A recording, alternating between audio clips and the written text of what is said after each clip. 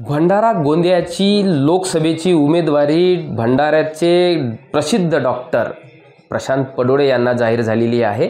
ABP माझाने सर्वप्रथम हे वृत्त काल प्रकाशित केलं होतं आणि त्या वृत्तावर शिक्कामोर्तब झालेला आहे।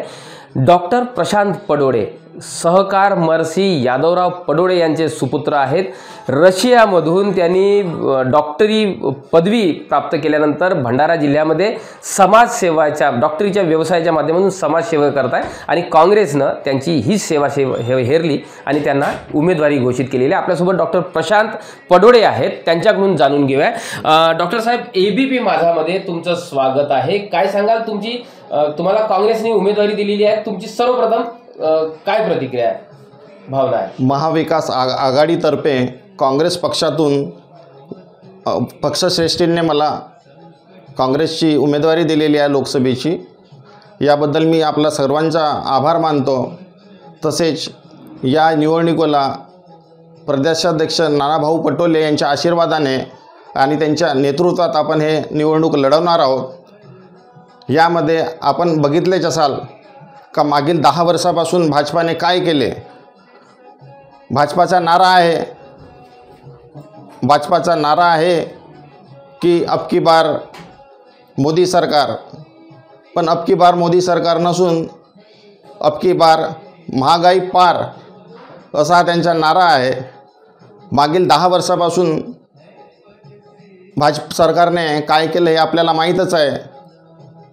बेरोजगारी वाढत आहे, शिक्षण पण तुम्ही बघता, पॉप्युलेशन वाढत आहेत, जे बेसिक जे प्रश्न आहेत हे तुम्हाला माहीतच आहेत की भाजप सरकारने काय केलं।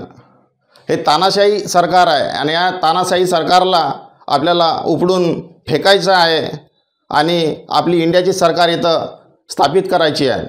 भाऊ, काय सांगाल, महायुतीचं एक तगडं आव्हान तुमच्यासमोर राहणार आहे। प्रफुल्ल पटेल असो, भाजपाचे दिग्गज नेते या क्षेत्रामध्ये तुमच्या विरोधात प्रचारासाठी येणार, काँग्रेसचा उमेदवार पाडण्यासाठी येईल। काय मेगा प्लॅन तुम्ही बनवलेला आहे, कशा पद्धतीची तुमची रणनीती राहणार आहे या निवडणुकीमध्ये? लोक आणि जनता जनार्दन सगळे त्रस्त आहेत, सगळेजण उत्सुक आहेत। मागील 25 वर्षापासून इथं पंजा मिळालेला नाही आहे आणि पंजा पाहून सगळी जनता अतिशय उत्सुक आहे आणि प्रत्येक एक मत आम्ही त्यांच्या घरापर्यंत जाऊ, एका मतदाराला भेटू आणि ते सगळेजण, त्या सगळ्यांचा आशीर्वाद आम्हाला मिळेल। या भंडारा आणि गोंदिया जिल्ह्याच्या सर्वांगीण विकासासाठी ते सगळे आपल्याला मदत करतील आणि सगळे जण उत्साहित आहेत।